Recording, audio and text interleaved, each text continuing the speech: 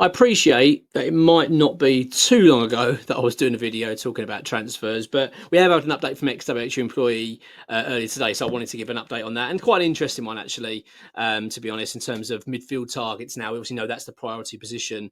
Talked earlier about Mateus Fernandes. There's an update on that. Jacob Ramsey, as we know now, is looking very much a no-go in terms of him going to Newcastle.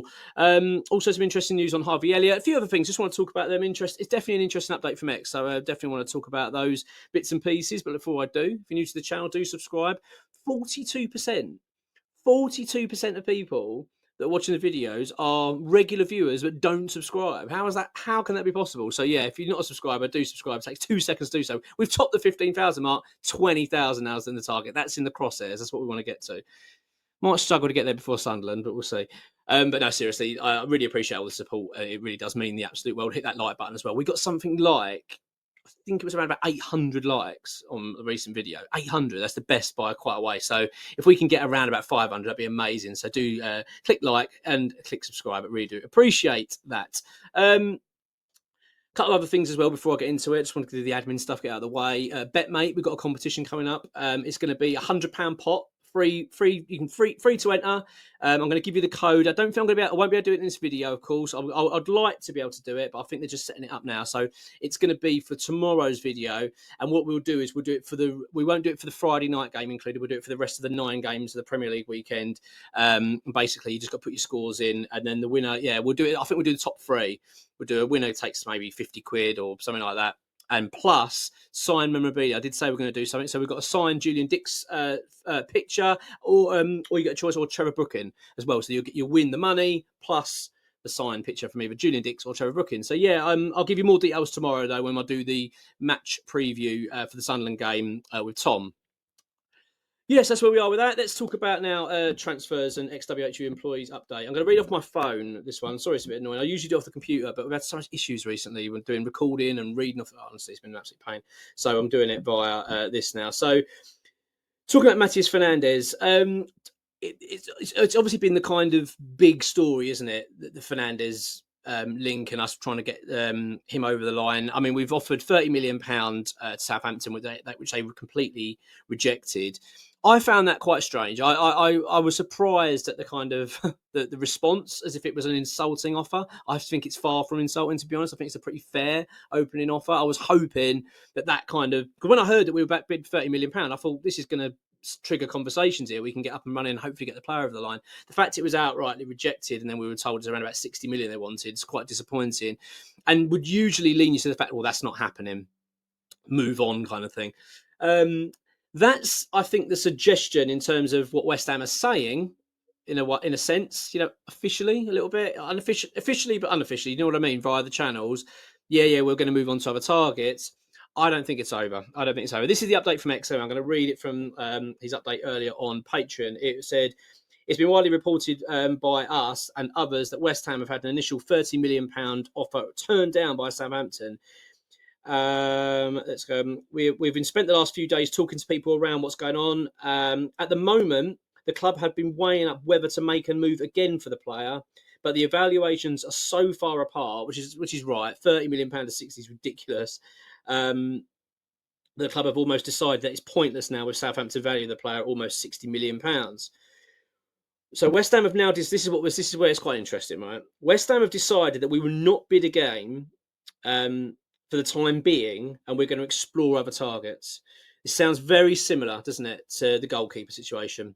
We go in, this is the player we want, you're our number one target. No, it doesn't quite happen. Then we go, right, okay, I'll tell you what, we're going to go and move on, look at other targets. And this is what he said. This could be a very similar situation to what happened with Mads Manson, where whereby we wait and see what other clubs lower their price, and then we see where we are. And this is from X. This is what he said, his actual words here. I don't think this is over just yet, because the player and agent are very keen on the move. And as we know, in modern football, the player is the one that holds the power. So it's interesting. I don't know. I don't get the impression that Fernandez is going to throw his tantrum over it. He certainly hasn't come across that way.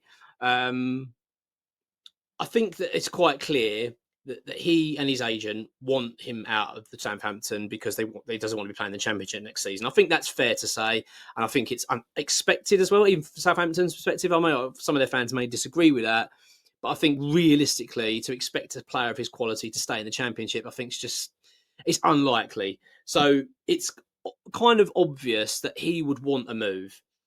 I think that there's going to be more to this. I do think West Ham and Southampton will go again at this and try and get a deal agreed. I think for the time being, though, West Ham are going to do their usual and then now try and go and get other deals in place and then see where we are. But I don't think it's over either. So I think there's certainly more to come from that. Talked about Jacob Ramsey also. I'm not going to go into that again.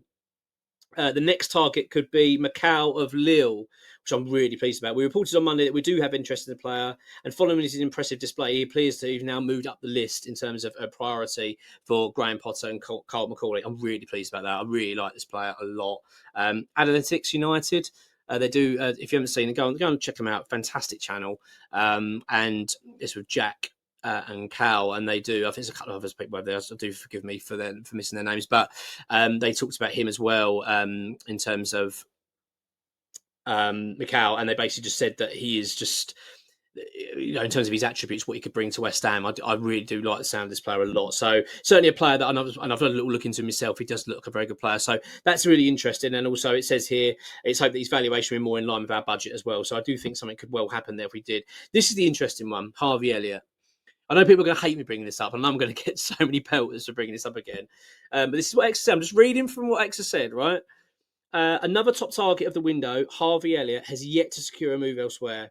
Despite talk of multiple clubs being interested in the player, the latest being Crystal Palace, he is still not moved. If this drags out longer and he's without a club, a move for him financially towards the end window could happen, i.e. the value will start to decrease, and it might be something we explore.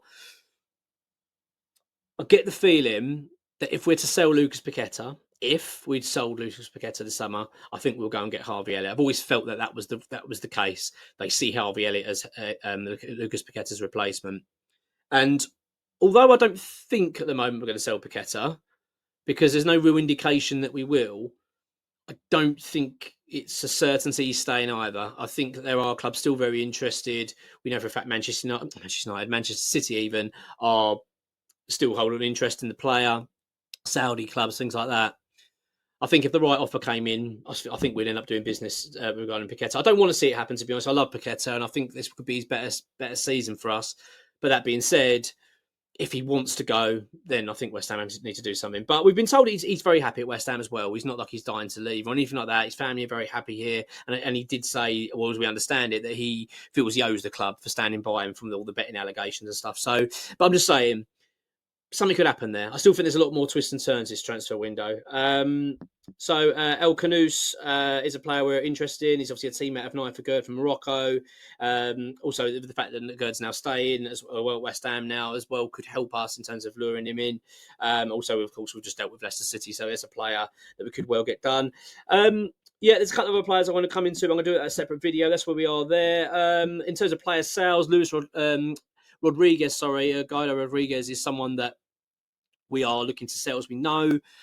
Saudi clubs apparently now are interested in as well. A couple from Spain as well. So it looks like he's the most likely to be leaving next. Also, it's the same for Andy Irvine. I think that there's a chance that he'll be going back to Scotland. There's talk of Celtic and Rangers both being interested in him and could be bidding to get him. It looks like West Ham willing to sell for around about £3 million. So that'll be useful. I think we need to get some we need to clear it out. I think not so much even just getting the money in. It's also just the fact that we've got so many players in the same position. We've got so many midfielders. We need to clear it out. Edson Alvarez also is a player we still are looking to sell. Apparently he's not actually part of Graham Potter's plan, so it could well be that we look to offload him. I think we are trying to offload him. It's just been a strange market at the moment, isn't it? It's not been selling players has proven to be very difficult. That's where we are at the moment. I think that's quite interesting in terms of Fernandez. I don't think that's over. I really do not think that's over. It's going to be interesting to see how the next few days pans out and what we're going to be doing. But I do get it feels a lot like the goalkeeper situation all over again, in where we're going out, we're speaking to a lot of clubs, trying to get certain players and some movement in certain players and things like that, and get some agreements maybe already in place, and then we make our decision. And at the end of the day, when you look at Fernandez at Southampton, yes, there's again much like Harvey Elliott. Yes, there's lots of clubs interested, but It's not a lot going on. So it does feel like we might be able to get something over the line. But let's wait and see. As I always say, wait and see. Look, have a good one.